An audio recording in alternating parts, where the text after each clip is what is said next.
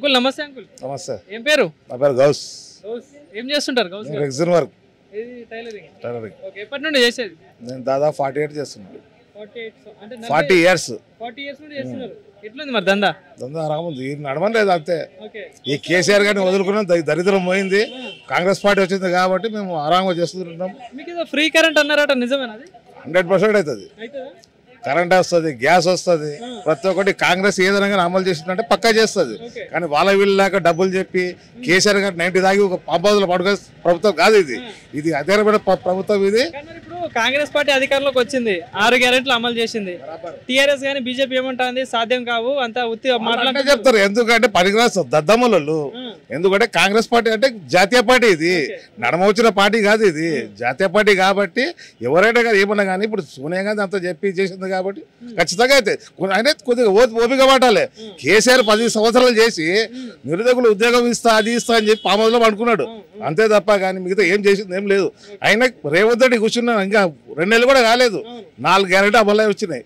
అంటే కొద్దిగా అవుతుంది. ఒక తాగు సగం లాగా కూడా తాగి నేను అనుకున్న పాముదల కాదు ఇది.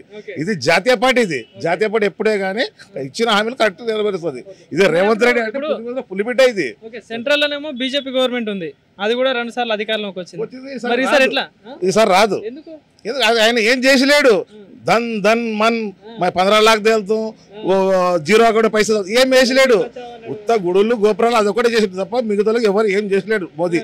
వాస్తవం అది. రామ మందిరం కట్టి ప్రజలు ఏదో ఉద్ధరిస్తున్నారు, మందిరం తప్పిస్తే మిగతా ఏం చేసలేడు. సరే దేవుని ప్రతి ఒక్కరికి హిందూ దేవుడు, ముస్లిం దేవుడు, అందరు కూడా దేవుడు. కానీ అది చేసింది ఒకటే, కానీ మిగతా ఏం చేసలేడు. ఇప్పుడు సెంట్రల్ లో ఇప్పుడు కాంగ్రెస్ గవర్నమెంట్ వస్తే బాగుంటుంది. 100% వస్తుంది పక్కా. మరి ఇక్కడ ఎంపీ గెలిచి ఎవరు గెలిచేటట్టుంది? ఇక్కడ వంశీచందర్ రెడ్డి పక్కా. బీజేపీ నుండి ఎవరు ఉన్నారు? బీజేపీ నుండి వాళ్ళకి కూడా టికెట్లు ఇవ్వడానికి 8 అవుతున్నారు. ఇంకా టీఆర్ఎస్ కి అయితే అసలు క్యాండిడేట్ దిక్కులేడు. కానీ ఇంతకుముందు ఇక్కడ గెలిచింది టీఆర్ఎస్ కదా. టీఆర్ఎస్ ఒక రోజు వచ్చినాడు, ఒక చూసినాడు. ఇదే కాంగ్రెస్ హయాంలో మన ఎవరు ఎంపీ విఠలరావు, ఆయన దాదాపు ప్రతి విలేజ్ తిరిగి అన్ని చూసుకున్నాడు. ఆ ఒక్క ఎంపీ తప్పిస్తే మిగతా ఎంపీ ఇంతవరకు వచ్చినాడు, చూసినాడు. మరి ఇప్పుడు కన్ఫర్మ్ చేసిన అభ్యర్థి మరి వస్తున్నాడా? మీ సమస్యలు తెలుసు. 100% వస్తున్నాడు. ఇంత సంగమంలో 2 సార్లు వచ్చిపోయాడు, మళ్ళీ ఈ రోజు కూడా వచ్చిపోయాడు. మన మక్తల్లో కూడా హైలైట్ ఎమ్మెల్యే గెలిచింది. మొగోడు అట్లా ఉండాలి. రామన్న ఇప్పుడు మన శ్రీహరి గెలిచిండు, టాప్ చేస్తున్నాడు పని. ప్రతి ఊరు చూస్తున్నాడు, ప్రతి ఊరితో మాట్లాడుతున్నాడు. ఇదే రామన్న దగ్గర పోతే గేట్ బయట పెడతాడు. మెజారిటీ ఇస్తారు మరి ఆరాంగా 2 लाख से 3 लाख देते పక్కా. అన్న నమస్తే. నమస్తే. ఏం పేరు? నా పేరు మూర్తి. మూర్తి గారు, షాప్ మీదేనా? మాదే. ఎప్పుడు పెట్టినావు? మేము స్టార్ట్ చేసి 1 వీక్ వచ్చింది. కొత్త ఎట్లా ఉంది దందా? ఇప్పుడిప్పుడే స్టార్టింగ్ కదా, ఇంకా ఇప్పుడే. సెల్ పాయింటా? Mobile cell. రేట్లు ఉన్నాయి ఇంకా. అన్న మరి ఇప్పుడు దగ్గరలో పార్లమెంట్ ఎన్నికలు వస్తున్నాయి అన్న, ఎంపీ ఎలక్షన్స్, మొన్న అసెంబ్లీ ఎన్నికలు అయిపోయినాయి. మరి ఈసారి ఎట్లా ప్రజలు ఎట్లా ఉంది తీర్పు, ఎట్లా ఇద్దాం?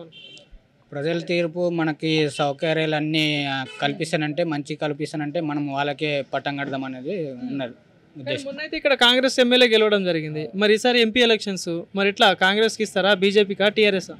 అంటే ప్రజల లోపల ఎలాంటి మార్పు అనేది వస్తుందన్నది మనకి ఇంకా అప్పుడే తెలియదు. ఇంకా బ్యాలెట్ బాక్స్ దగ్గరకు పోయే దగ్గర మనకు తెలియదు. అంటే ఒక ఓటర్గా నీ అభిప్రాయం చెప్పండి. నా అభిప్రాయం అయితే ఇప్పుడు మనకి పరిపాలన అయితే ఎవరు మంచిగా చేస్తే వాళ్ళకే వేద్దాం అనే కాన్సెప్ట్. సో ఇప్పుడు సెంట్రల్లో కూడా బీజేపీ గవర్నమెంట్ ఉంది. సో ఎట్లా అనిపిస్తుంది బీజేపీ? ఓకే, పర్లే. కానీ మనకి ఇప్పుడు ప్రస్తుతం మనకు కావాల్సింది వైద్యము, విద్య, ఉపాధి కావాలి. కానీ అవి అయితే ఎక్కడ అవైలబుల్ లేవు, కనబడడం లేదు. అవి కరెక్ట్ అవైలబుల్ మనకు కనిపిస్తానంటే మనం ఏదైనా పార్టీకైనా మనం వేసా. ఓకే. ఇప్పుడు తెలంగాణలో కాంగ్రెస్ పార్టీ అధికారంలోకి వచ్చింది, 2 నెలలు దాటింది. సో ఎట్లా అనిపిస్తుంది మరి? ఇప్పుడైతే ప్రస్తుతం పర్లేదు. 2 గ్యారెంటీలు అమలు అయినాయి కదా. ఇప్పుడు 2 గ్యారెంటీలు నిన్న 2 అయినాయి, మొత్తం 4 అయినవి.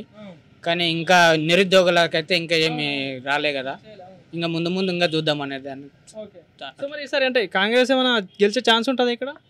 ఇప్పుడు 50-50 చెప్పడానికి 50-50 చెప్పడానికి రాదు. మీ మహబూబ్ నగర్ పార్లమెంట్ సెగ్మెంట్ లో చూసుకుంటే ఈ 3 పార్టీల మధ్యలో పోటీ ఎట్లా ఉంటుంది? మాక్సిమం ఎవరు గెలిచే ఛాన్స్ ఉంటుంది అంటే? మాక్సిమం ఇప్పుడు బీజేపీ ఒకటి, కాంగ్రెస్ ఒకటి లీడ్లో ఉన్నాయి. ఈ రెండింటి మధ్యన పోటీ సాగొచ్చు అనే ఉద్దేశం ఉంది. కాంగ్రెస్ అభ్యర్థి కన్ఫర్మ్ అయిపోయింది, బీజేపీ ఇంకా కాలేదు. సో ఎవరు మేబీ ఇప్పుడు ప్రభుత్వం అయితే కాంగ్రెస్ ఉంది కాబట్టి కాంగ్రెస్ రావచ్చు అనే ఉద్దేశంలో ఉంది. Okay thank you. Okay thank you.